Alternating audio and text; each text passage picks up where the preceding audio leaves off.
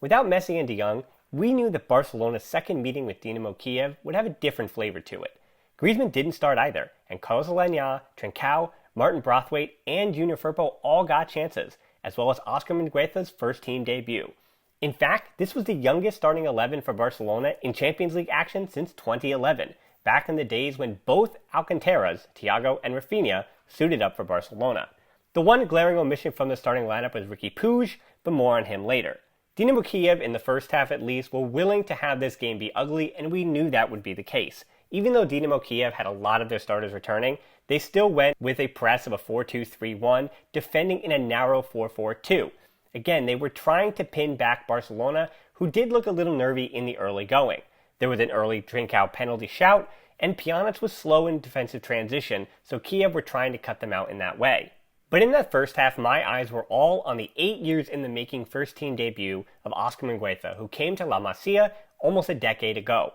In that first half, Mingueza was defensively solid, but unhelpful offensively, and he did look nervous. Now, I have said many times before that I don't know if Mingueza has the high ceiling that's required to play, or the potential, if you will, to play with Barcelona's first team.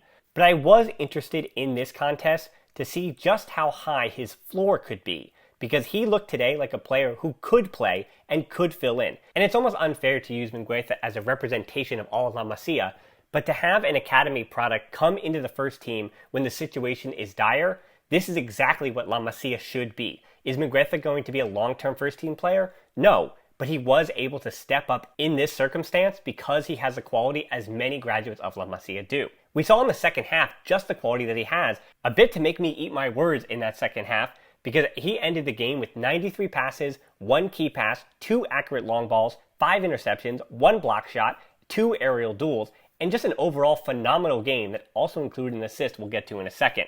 So after a first half that was boring to say the least, I guess boring is a little harsh, but you get the point. They were wearing black, but they certainly didn't look like the Grim Reaper in that first half.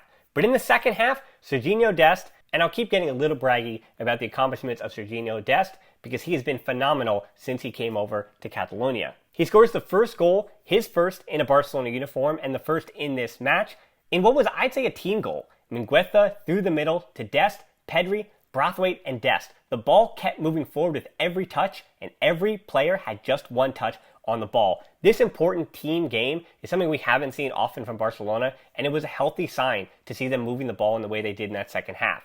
Because shortly thereafter, the second goal comes. It's Braithwaite's first Barca goal and first Champions League goal as well. Aleñá off the corner, a near post flick on from Mingueza, and Braithwaite finishes at the back post. I've said this stat before, but corner kicks, just 3% of those find the back of the net. And for Barcelona, it's closer to about 2%, and it seems to go down every time they go to that corner flag. So it's really great to see Barca get a goal off a set piece like this. Up to nothing, Koeman continued to give some people some minutes, this time Riqui Puig coming on to get his second appearance of the season, and then Alba and Griezmann adding a little bit of stability as those 3 came on for Pjanic, Lenglet, and Coutinho.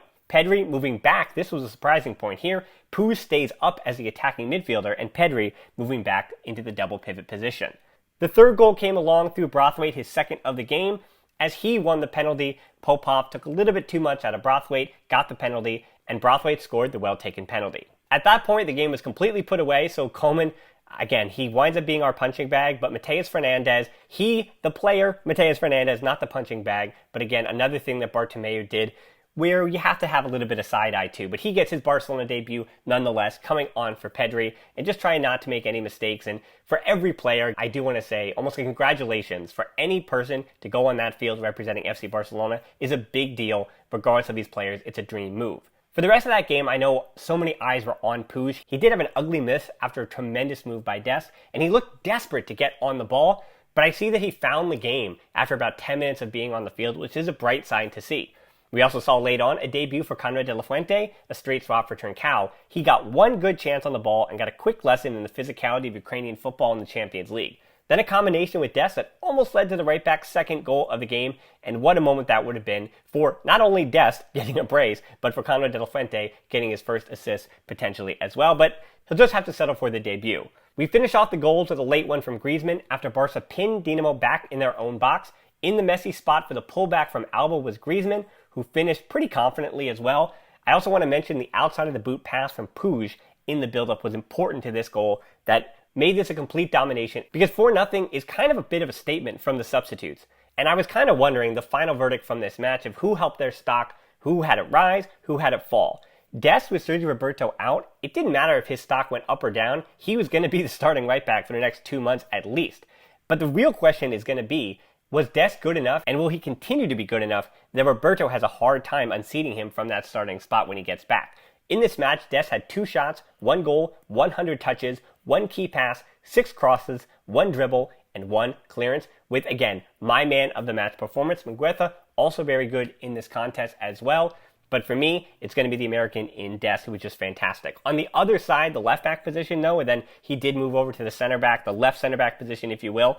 Junior, his stock for me went down. The questions about selling him in January are still going to linger. They're still going to be out there. From what I've seen of Alejandro Balde, who just came back for Barcelona B last weekend, played a few minutes off the bench, I don't think Barcelona are losing that much by trying to sell Junior Firpo on and not bringing in an immediate replacement and letting Balde take some of those backup minutes in the second half of the season. He was poor, that being Junior, and slow decision making in the final third as well. And he was also poor on clears at times. So it's unfortunate because Alba is going to be the incumbent starter and is not going to give many minutes to Junior. And so with the one opportunity he had, he didn't really do much for his stock.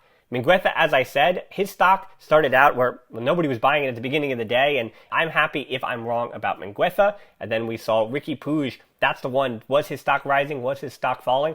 I don't think we saw enough. My hope is that in the rest of this Champions League, whether it's against Juventus or it's against Ferencváros, again, that we do get to see Puig get some extended minutes, and then we'll have to worry about that whole January situation coming up. But with Barcelona having beat Dynamo Kyiv, getting 4 wins from 4 matches in the Champions League, they put themselves in a good spot.